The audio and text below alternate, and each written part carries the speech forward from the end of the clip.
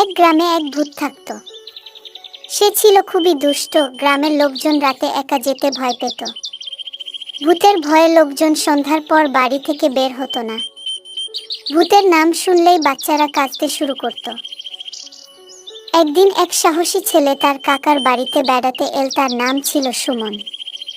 তার কাকার বাড়ির সামনে এসে, কাকা বাড়িতে আছো? কে? আমি সুমন। সুমন বাবা, এসেছিস? আয় বাবা, ভিতরে আয়।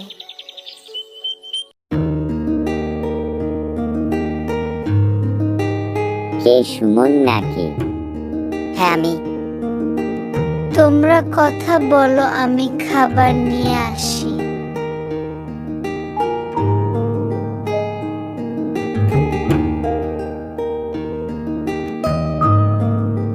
এখানে এসে বয়।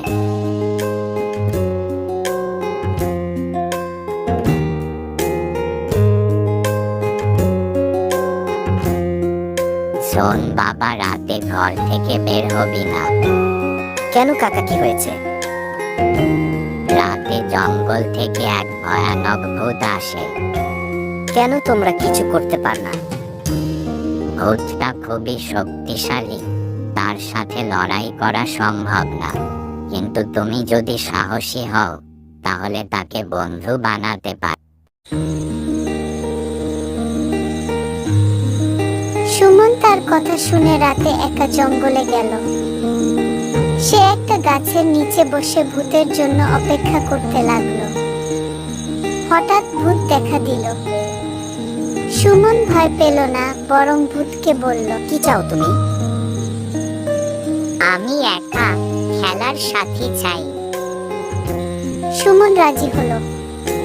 ভূত সুমনকে নিয়ে উঠতে লাগলো।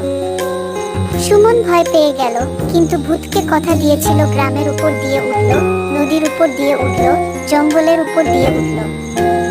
সুমন ভয় পেয়ে চোখ বন্ধ করে ফেললো। পরদিন ভূত সুমনকে ছেড়ে দিল। সুমন ভূতের কাছ থেকে বিদায় নিয়ে গ্রামে ফিরে এলো। গ্রামের লোকজন খুশি করতে লাগলো। তারা ভূতকে খাবার দিল, ফল দিল, ফুল দিল। ভূতও শান্ত হলো। এরপর থেকে ভূত আর কাউকে ভয় দেখাতো না। সে সুমনের সাথে বন্ধুত্ব করলো। সুমন ভূতকে নিয়ে গ্রামে ঘুরতো, লোকজনকে ভূতের গল্প বলতো। গ্রামের লোকজন ভূতকে আর ভয় পেত না। ভূতও সুমনের সাথে খুশি থাকতো। সে সুমনকে বলল, তুমি আমার বন্ধু, তোমার জন্য আমি কি করতে পারি? আমি চাই গ্রামের লোকজন তোমাকে নিয়ে গর্ব করুক। ভূত রাজি হলো। সে গ্রামের লোকজনকে সাহায্য করতে লাগলো।